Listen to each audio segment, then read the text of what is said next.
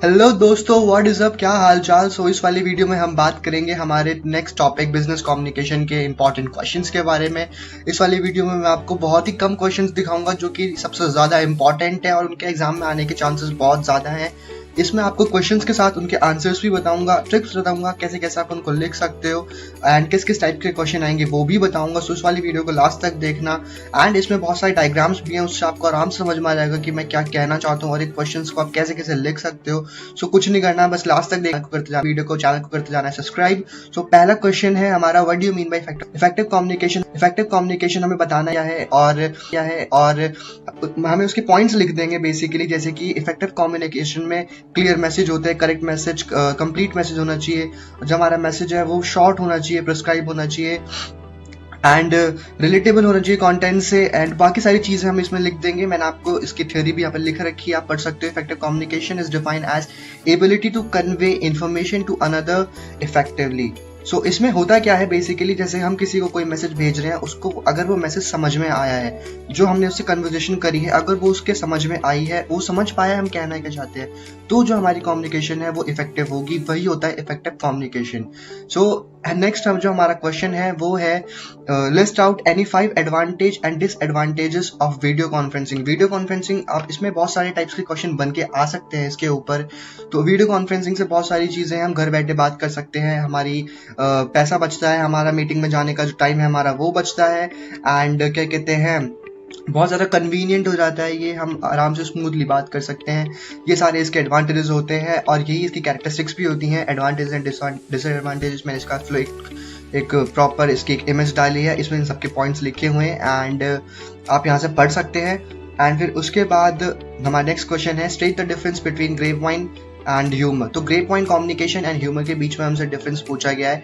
इसमें आप क्वेश्चन ये भी बन के आ सकता है कि स्टेट ग्रेप पॉइंट कम्युनिकेशन या define grape point communication, and उसके 3 टाइप्स भी पूछ सकते हैं आपसे। बेसिकली 4 टाइप्स होते हैं लेकिन हमारे सिलेबस में शायद 3 ही है, तो आप पूछ सकते हो आराम से, वो क्वेश्चन वाले पूछ सकते हैं। एंड इसका आंसर भी मैंने इसमें लिखा हुआ है। जो 3 टाइप्स हैं वो है single, standard chain, gossip chain, cluster change. And grep point communication basically होता ये है कि ग्रेप पॉइंट कम्युनिकेशन एक इनफॉर्मल सोर्स होता है बात करने का, जिससे कि हमें इसमें पता होता है कि जिससे बात स्टार्ट हुई है वो ये है एंड बात कहाँ तक जाएगी हमें वो नहीं पता होता।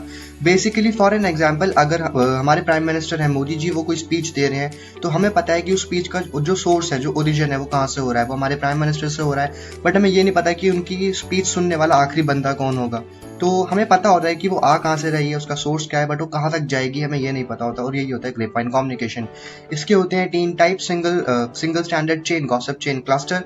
आप इसमें इस इमेज में आप आराम से समझ जाओगे कि ये वाला जो प्रोबेबली चेन है ये हमारे में नहीं है। चेन वाली कम्युनिकेशन जैसे नाम से पता चल रहा है, इसमें जो बात होती है वो person A to B to C to D ऐसे जाती है, वेरी करती है, मतलब चेन वाइज चलती है।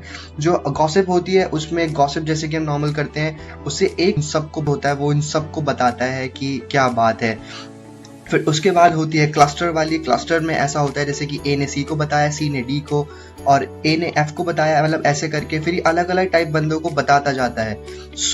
एंड ह्यूमर में क्या होता है, ह्यूमर जैसे नाम से पता चलता है फेक न्यूज या अफवाह, इसको हम ह्यूमर कहते हैं, जो कि मिस इन्फॉर्मेशन या को स्प्रेड कर देता है वो माउथ के जरिए, मतलब हमारे बोलने के जरिए, ओरल होती है एक तरीके से, तो इसको हम ह्यूमर कहते हैं। एज यू कैन सी, ऐसे ह्यूमर जैसे कि हमारी आंटियां करती हैं, वही ह्यूमर होता है। फिर उसके बाद how does noise disturb the communication process. तो यहाँ पे नॉइज का मतलब टीवी वॉल्यूम बिल्कुल भी नहीं है, मतलब क्या ना नंबर कट जाएंगे। नॉइज का मतलब ये होता है कि जो हम कम्युनिकेशन कर रहे हैं उसमें उसके बैरियर्स क्या क्या है, उनको एक तरीके से हम नॉइज कह सकते हैं, या हमारी जो कम्युनिकेशन है वो किस किस चीज़ से इफेक्ट हो रही है।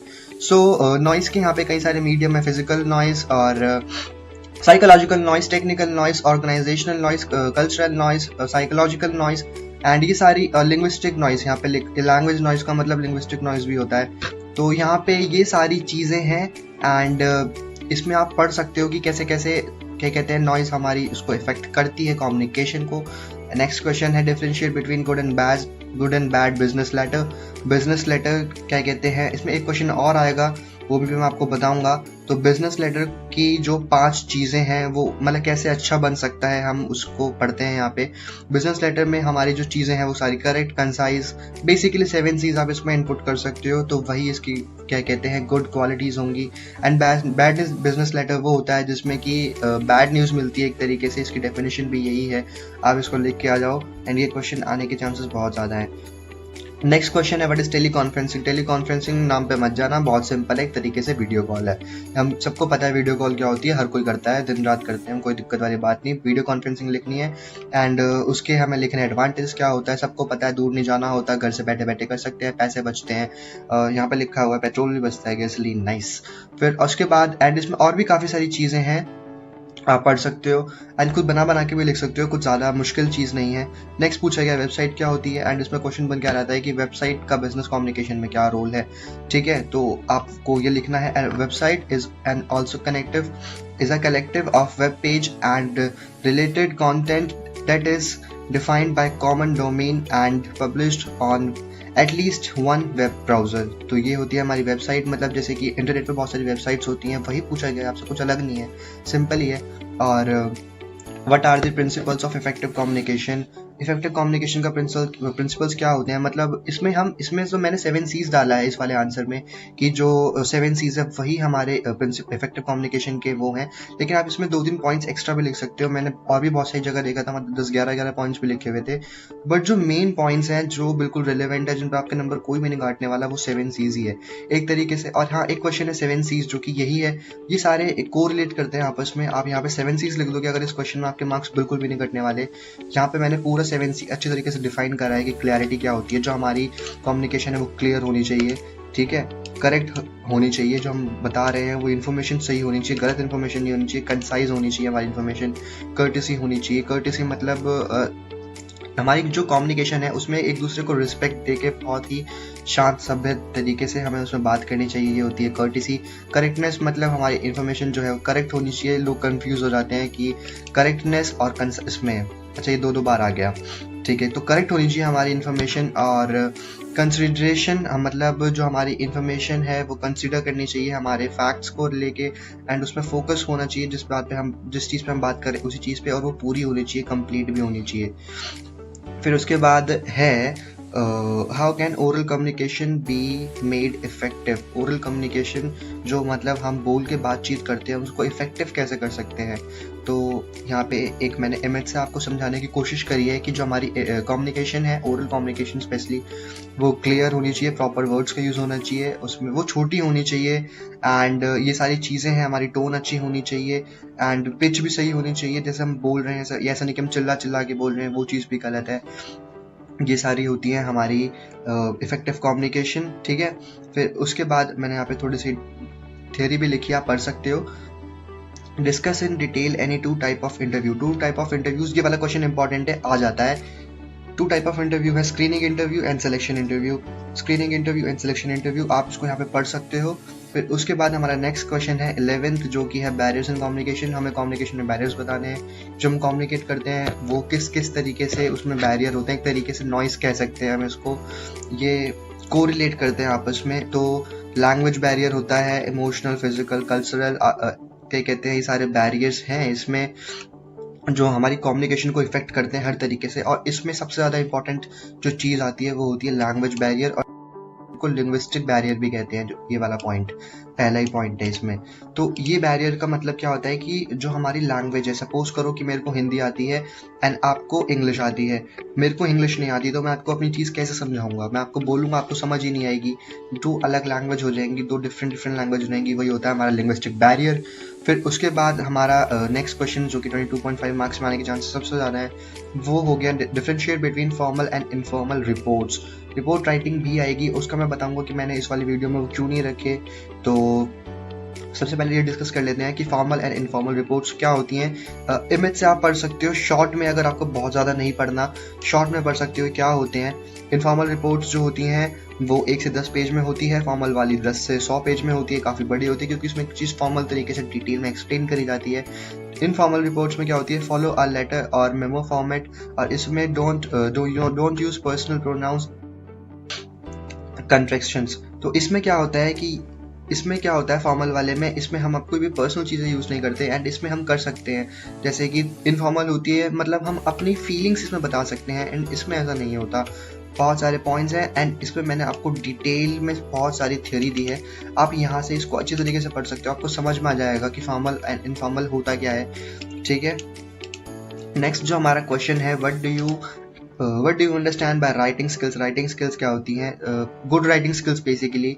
तो और ये राइटिंग स्किल्स क्वेश्चन आ सकता है कि what do you understand by writing skills in terms of business communication, ऐसे भी आ सकता है ये वाला क्वेश्चन। एंड आ सकता है कि what are the factors affecting a good writings के ऐसे करके मॉडिफाई करके क्वेश्चन तोड़ मड़ोड़ के आपको दे सकते हैं। तो गुड राइटिंग स्किल्स की आपको पता ही है, एक अच्छी तरीके से लिखने को कहते हैं writing skills. And good writing skills क्या होती हैं, मतलब लिखने के लिए हमें क्या क्या करना होता है, अपने जो लिख रहे हो आपको पता होना चाहिए आप क्या लिख रहे हो, अपना खुद का बनाओ जो मतलब कहीं से कॉपी करा हुआ कंटेंट ना हो। फिर उसके बाद अंडरस्टैंड एंड ऑडिबल हो, आपकी जो राइटिंग जो आप लिख रहे हो वो चीज़ आपको समझ में आ जाए और आप उसे पढ़ भी सकें। जो लिख रहे हो वो सिंपल लिखो, मतलब सिंपल वर्ड्स का यूज़ करो, ऐसा नहीं कि एक नॉर्मल स्टूडेंट पढ़ रहा है ना आपने उसको दे दिया बिल्कुल हाई फाई लेवल की लैंग्वेज, वो नहीं समझ पाएगा, कोई फ़ायदा नहीं होगा। फिर उसके बाद cut down filter words, improve word choice, वही है एक तरीके से कीप इट सिंपल वाला system. And use simple vocabulary, सारी चीज़ें कोरिलेट करती हैं, बस नाम अलग अलग हैं और कुछ नहीं। फिर what do you mean by group discussion, GD. Group discussion मतलब हम जैसे कि ये 2 टाइप में हो सकते हैं, ग्रुप डिस्कशन हो सकते हैं फॉर्मल में और इनफॉर्मल में। जो फॉर्मल में होता है वो ग्रुप डिस्कशन, उसमें क्या होता है वो पहले से प्री प्लान होता है, उसमें एक तरीके से डिसाइड होता है, हम टॉपिक डिसाइड होता है पहले से, टाइमिंग डिसाइड होती है, उसमें पीपल डिसाइड होते हैं इतने आएंगे एंड उस चीज़ पे टॉपिक पे डिस्कशन होता है। ये होता है ग्रुप डिस्कशन। मतलब ग्रुप डिस्कशन हमें पता है कि बातचीत करना आपस में, ग्रुप में किसी भी प्रॉब्लम को डिस्कस करने, इसके अलग अलग ग्रुप डिस्कशन, इसके अलग अलग टाइप हो सकते हैं। फेस टू फेस ये हम फेस टू फेस कर सकते हैं, वीडियो कॉन्फ्रेंसिंग पे कर सकते हैं। Group discussion formal and informal होता है। ठीक है, फॉर्मल वाला मैंने आपको बता दिया। इनफॉर्मल वाले में क्या होता है, जैसे कि हम अपने फ्रेंड्स में कर लेते हैं आपस में ग्रुप डिस्कशन, कभी भी मीटिंग रख लेते हैं, कोई फिक्स टाइम नहीं होता, इसमें कोई प्रॉपर तरीका नहीं होता, हम कोई भी उठ के कभी भी बोल सकता है, अपने पॉइंट्स रख सकता है और टाइमिंग पहले से डिसाइड नहीं होती, ये इन दोनों में डिफरेंस है। और फिर उसके बाद नेक्स्ट क्वेश्चन है हमारा characteristics of good resume. Resume की कैरेक्टरिस्टिक्स क्या होती हैं, जो एक हम रिज्यूमे बनाते हैं अपना, उसकी कैरेक्टरिस्टिक्स क्या होती हैं। तो वो होती हैं वेल रिटन होना चाहिए, ऑर्गेनाइज होना चाहिए, टारगेट होना चाहिए हमारे ईच पोर्शन पे। उसके बाद रिजल्ट ओरिएंटेड होना चाहिए, get in front of managers, practice experience, branded what do you personally bring to an organization, मतलब आप उस ऑर्गेनाइजेशन में क्या चेंज ला सकते हो, ये सब आपकी चीज़ें अच्छी तरीके से मेंशन होनी चाहिए। एंड फिर हमारा जो क्वेश्चन है वो 16th, what do you understand by oral presentation, discuss the factors affecting oral presentation. Oral presentation basically ऐसे दी जाती है, आप इमेज में देख सकते हो, इसमें ये लड़का जो है ये ओरल प्रेजेंटेशन दे, जैसे कि कभी कभी टीचर्स हमें कह देती हैं कि इस चीज़ से प्रेजेंटेशन दो, हमें स्पीच देनी होती है, एक तरीके से अपनी जो प्रेजेंटेशन है उसको प्रेजेंट करना होता है अच्छी तरीके से, वही है oral communication, sorry oral and उसको हम कैसे कैसे इफेक्ट करते हैं फैक्टर्स, हमें उसके वो भी लिखने होंगे कि ओरल हम प्रेजेंटेशन दे रहे हैं उसको, वो प्रेजेंटेशन जो होनी चाहिए बहुत फॉर्मल तरीके में होनी चाहिए। ठीक है, एंड उसमें चीज़ें बहुत ही शॉर्ट होनी चाहिए, ऐसा नहीं कि आप उसमें पूरी किताब छाप दो, बहुत सिंपल सी लैंग्वेज में होना चाहिए एंड शॉर्ट होना चाहिए, प्रिस्क्राइब होना चाहिए, इजी टू अंडरस्टैंड होना चाहिए, वर्ड्स की जो लैंग्वेज है वो बहुत ही ज़्यादा सिंपल हो, मतलब जो हम वर्ड्स उठा रहे हैं वो ऐसे हो कि कोई भी समझ जाए एंड ईजी हो बहुत ज़्यादा। ये होती है हमारी ओरल प्रेजेंटेशन। और लिसनिंग की क्वालिटीज़, ये क्वेश्चन बहुत इंपॉर्टेंट है आज। लिसनिंग की क्या क्वालिटी होती है, एंड एक क्वेश्चन ये भी आ सकता है कि explain the quality of good listener. And फिर इसमें हमसे पूछा गया है explain in detail barrier to listening में क्या क्या बैरियर्स हो सकते हैं। तो सबसे पहले डिस्कस कर लेते हैं हम लिसनिंग क्या होता है। The ability to correctly receive and interpret message in the communication process, ये होती है हमारी लिसनिंग। मतलब जैसे कि कोई भी चीज़ हम सुन रहे हैं लेकिन उस चीज़ को अच्छी तरीके से सुनना कहते हैं लिसनिंग। जो हमें चीज़ समझ में आए, हमने कुछ सुना, अगर हमारे समझ में ही नहीं आई तो लिसनिंग पूरी नहीं हुई। मैं आपको कुछ बता रहा हूँ, अगर आपको समझ ही नहीं आया तो लिसनिंग पूरी नहीं हुई, हमारी कम्युनिकेशन पूरी नहीं हुई। तो ये होता है लिसनिंग का प्रोसेस। बैरियर्स जो चीज़ लिसनिंग को हमारे सुनने के उसको इफेक्ट करते हैं वो होते हैं, क्या कहते हैं, लैक ऑफ इंटरेस्ट। अगर किसी को किसी की बात में इंटरेस्ट ही नहीं है वो नहीं सुनेगा। कहीं और से बैकग्राउंड साउंड आ रहा है वो नहीं सुनेगा, ठीक है। उसका अगर मन नहीं है वो नहीं सुनेगा। उसको हमारी बात समझ नहीं आ रही वो नहीं सुनेगा, ठीक है। अगर उसने हमको पहले से जज कर रखा है कि ये तो बस बोलते ही बेकार है तो वो नहीं सुनेगा। ये सारी फैक्टर्स होते हैं। और भी कुछ चीज़ें हैं। और हमारी पर्सनैलिटी क्या है, हम कैसे बोल रहे हैं, हमारी टोन, हमारी पिच, हमारी लैंग्वेज, ये सारी चीज़ें लिसनिंग को इफेक्ट करती हैं। ये सारे बैरियर्स होते हैं। तो यही थी वो वीडियो। आई होप इस वाली वीडियो ने आपको हेल्प करी होगी, आपको समझ में आए होंगे कुछ क्वेश्चंस एंड आपके टॉपिक्स क्लियर हुए होंगे। एंड यही थे वो सारे इंपॉर्टेंट क्वेश्चंस जो हमारे एग्जाम में आएंगे। इनके चांसेस बहुत ज़्यादा हैं। अब आप में से कुछ लोग कहोगे कि इसमें कहीं पर भी business letters and writing speech reports हमारी क्यों नहीं है। तो ये लेटर, ये सारी चीज़ें इसमें वीडियो, क्योंकि ये वीडियो सिर्फ और सिर्फ इसलिए थी कि जिसको लगता है वो बिल्कुल पास नहीं हो सकता वो पास हो जाए। एंड इसलिए मैंने उसमें वाली चीज़ें नहीं रखी। बिजनेस लेटर्स आप करके जाना, अगर आपको अच्छे से नंबर स्कोर करने हैं तो बहुत इंपॉर्टेंट है, कर लेना। 22.5 मार्क्स में उनके आने के चांसेस बहुत ज़्यादा हैं। आई होप इस वाली वीडियो ने आपको हेल्प करी हो। एंड इससे अगर आपको थोड़ी सी भी हेल्प मिली है तो प्लीज़ इस वाली वीडियो को लाइक कर दीजिए, चैनल को सब्सक्राइब कर दीजिए। एंड मैं आपसे मिलता हूँ नेक्स्ट वाली वीडियो में।